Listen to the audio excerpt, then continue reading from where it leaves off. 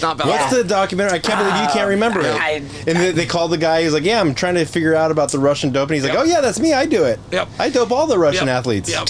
You can Google it. But some of those guys didn't know. Like, I will tell you, I mean, that is a very sophisticated world. I don't know if anybody's failed more drug tests than me, but the other side of it is I don't know if anybody's gotten away with more drugs than me, right? I mean, they got me over like 7 substances, but I was on at least 17. Like, those tests tests aren't all that good.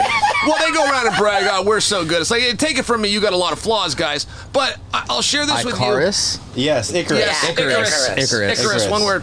But what I'm saying to you is it's very sophisticated, and those guys aren't all that sharp. And, they have the government coming in. You take this. Just like calisthenics. Okay, start doing your jumping jacks. Here's a handful, swallow it with one hand, shoot this with the other hand. I mean, those athletes really weren't in the know. Can you tell us some of the ways that people cheat drug tests without throwing anybody under the bus? Because you said you were on 17 of them and they only caught you for 7. Yeah. What's the secret? Well, besides, I don't want to say that. It's changed over time. Moreover, here would be a great question. I think this is the one that you're asking me. How are guys getting away with it now? Yeah. And right when USADA stepped in, I mean, we had champions who, the day USADA steps in, they have never won another fight.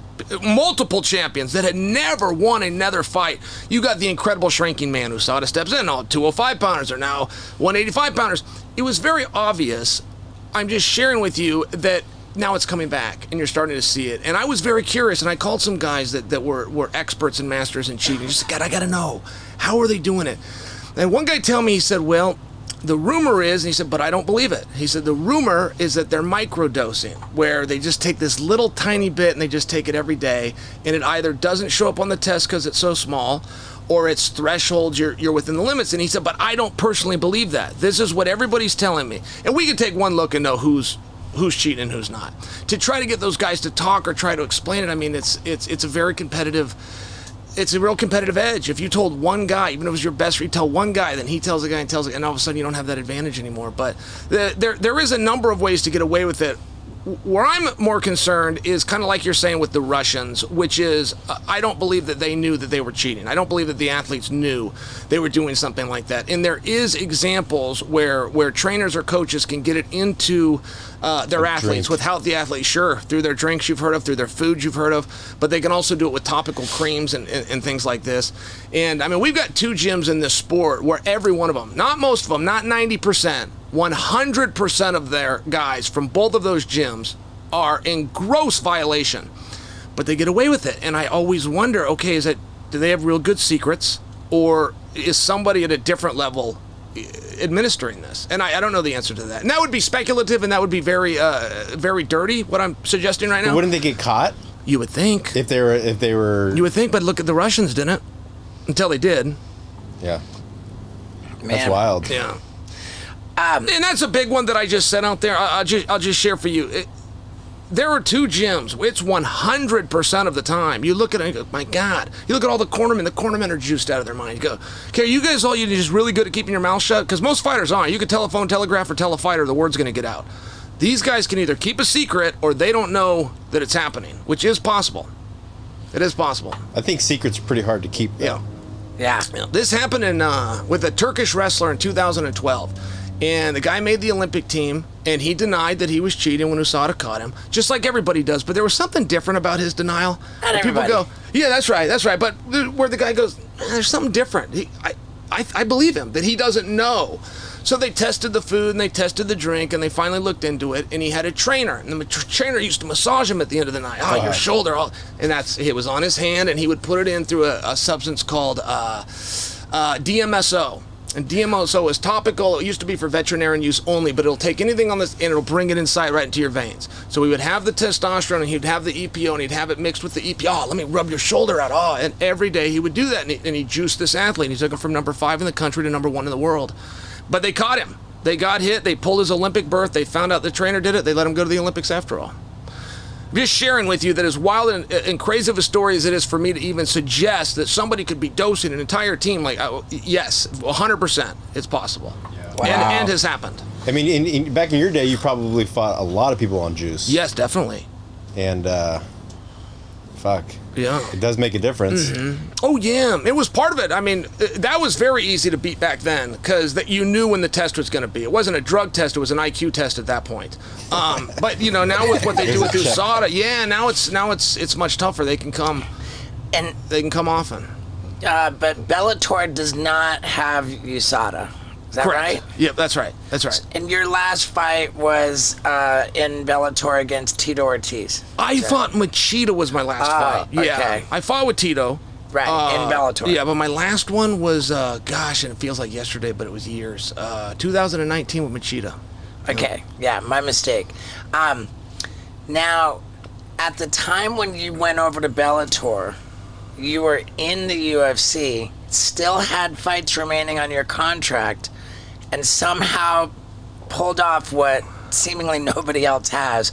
You got out of your UFC contract and into Bellator. Yes. How did that happen? Well, and so it wasn't overly complex. I've gotten a lot of credit for that, and I was even able to announce for both. And people were like, oh my God, Chael's got it figured out. But there was no secret recipe. It was just, hey Dana, can I do this? Hey Coker, are you good with this? And it just happened to work out. But I don't know how badly. It was an interesting spot where Dana was kind of pulling back on some older guys. And Coker was going, no, those guys are still fun and they've got some life in them. It was kind of a conflict between the two organizations. So, yeah, I think it just timing-wise, it worked out for me. And, it doesn't hurt when people like you. I mean, that doesn't hurt to have a friend on the other end of the phone. But we were able to work that out pretty quickly. Yeah. Pretty quickly. Allowed for a good opportunity. That's epic. I think that you had the USADA thing going on too, which certainly played into it. Yeah, definitely, yeah. I had just ran that out. I had the deal with a suspension, I think is what you're talking about, but I had just ran that out. And that was a tough one. I mean, that was a real tough one for me. I go before this commission in Nevada, and they bring in an expert witness. And the expert witness, and I had pled guilty. I went in there and said, I'm not going to put up a defense. Go ahead and punish me. But it was hard because I was being accused of legal appropriate medication. And they brought in an expert who comes in and says the word steroid 6 times. And so we kind of argued and go, hey, wait a minute, we're not here for and the commission didn't understand the difference. And we even had a commissioner say, are you putting up a defense? Like, yes, if you charge us of bank robbery or murder, we're going to defend that too. We're not here for steroids. These are medications. TRT. That's right. TRT was one of them. Sure, but they actually banned TRT, so then there was like clomiphene and HCG, which is what you have to do if you come off of TRT. It was completely appropriate, and they had changed the rules. So we kind of go, okay, fine, we're going to fall down on this, but you're saying that we're in violation of something called WADA. And I said this to the room. I said, you're a room of experts. Let me make this real simple. Tell me what city WADA's in, and I'll sit down and I won't say no. We're going by WADA rules. Tell me what city they're in. I go, let me make it easier. You tell me what state WADA's in. You're the experts about to punish me. You tell me what state WADA's in. I'll sit down and I'll take it on the chin. Got my final offer. Tell me what country WADA's from. And to this day, they haven't answered that question. And I do bring that up. It's very relevant. You tell me we're going to go off of a set of rules from an organization that nobody even knows what country they're in. They don't have a phone number. I can't call and see who's in charge, but I'm supposed to know what their rules are. That's a bunch of crap. And they said, yes, it's incumbent on you. So I'm the lowest form of society there is. I'm a cage fighter. I'm right down there with the prostitute and the guy that's selling booze. But that's how I'm to be looked at. You're the government. You're the government, and you can't tell me what city, state, or country they're in, but I'm supposed to know their rules? That's not right. And they said, well, don't you know that what you took is a performance enhancer? I said, guys, let me be very clear. I would never take anything if I didn't have a reasonable expectation that it would enhance my performance. I'm not looking to go down. I'm only taking things that enhance. Performance enhancer, those are positive words. Right. Those aren't negatives. And then this guy comes in, he talks about steroids. It's like, I'm not here for steroids. No, I'm here for legal medications, not steroids. But I was jammed up, and they didn't understand the difference. It's a really interesting point that you make, because I've thought that, like, any athlete that, for my entertainment purposes, I would like their performance to be enhanced. Like, please enhance my Yeah. Very weird that they acted like that was bad. It's like, do you guys know what the FDA is? I mean, the first thing that you have to prove to the FDA is this is make somebody better. What do you mean performance enhancing is a bad thing? How exciting was Jose Canseco, Mark McGuire, Sammy Sosa? Yeah. I mean, that's the only time I watched baseball when they're smashing 600-foot dongs. Mark McGuire, and he credited something. He said he said he got it at GNC, and I was in my car. I was 17. I was in my car. I was down to GNC so goddamn fast. They were all sold out. It was called a Deca. I can't think of what it was now, but yeah, he said this is what I'm taking, and you couldn't find it. It was off the shelves, but it was a lie. It turned out to be growth hormone. He should have just told us. Yeah. It's the same thing with Lance Armstrong. It's like, Lance, just tell us. These are helpful things. You're doing something really amazing here. Don't lie about it. Yeah. You get John Cena and The Rock or the Liver King who we saw a week ago. It's like, guys, stop lying. These are good. If you figured something out, tell us, and maybe we could do it.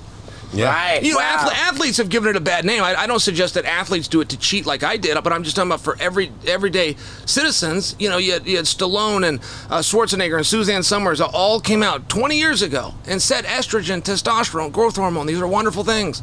And then you get guys like Lance Armstrong, they're afraid to tell Oprah like he's scared of Oprah. Just say, I took some growth hormone. I never understood that side of it. The Rock lies about it to this day. It's like, Rock, what are you doing, man? Tell people, help people. Right. Yeah, it's like watching Terminator 2 without him doing steroids. You're like, I wouldn't watch that movie. Predator?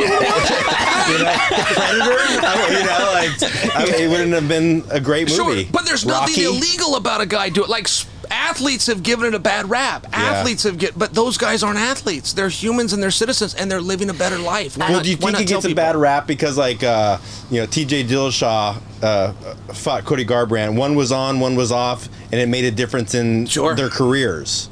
Is that a good argument for it? Yeah, I think that it's fair. Yes. But if they're both doing it, there's no excuses. That's right. No, it would level things out. Yeah. Right. I came through and was kind of the face of the testosterone era, and it was legal. We were allowed to do testosterone, and it got really hard to regulate. So one day where they just pulled it out and said, you're done. But I knew other guys that were like me, but they weren't candid like me, and they said, well, it didn't help me anyway, and it was my hard work. And it's like, well, but let me tell you the other side. It did help me. It made me stronger. It helped with my recovery. It made me better. That's why I was doing it. But there was something, I don't know, guys were scared to say that. They're still scared to say that. And athletes have given testosterone and growth hormone a very bad rap. Show me a doctor that puts either one of them down. And that's an open challenge. Find a doctor anywhere. Go online. You get and Dr. Drew's all about taking testosterone. Amazing medication. Yeah. Right. Doctors will tell you to be very careful to make sure that you consult with an endocrinologist and do it right. Yep. Use versus abuse, for sure. I have it on my to-do list for the last 6 years to make an appointment with an endocrinologist. I just haven't gotten around to it. Should I? I mean, it sounds like I should. Talk down to Chael, dude. I'm 48. Yes. 48. It's time for me to start. Yeah, I mean, they just have levels. You go into a blood draw and they can show you, but use versus abuse is very tough with human beings. A human being, hey, you need 2. Well, 2 is good, 4 is better. He's recovering I'll alcoholic. Take you're talking to 3. Sure. So it's normal. Yeah. Right. If they had a pill that would cure alcoholism, we'd crush it up and snort it. Do you like shopping on Amazon? I do. And good news is, Steve-O's butt wipes for your butthole are available on Amazon. And if you want a real bundle of a deal, you can get Steve-O's hot sauce for your butthole, plus Steve-O's butthole destroyer, and Steve-O's butt wipes for your butthole. It's the butthole bundle, available on Amazon right now. Yeah, dude.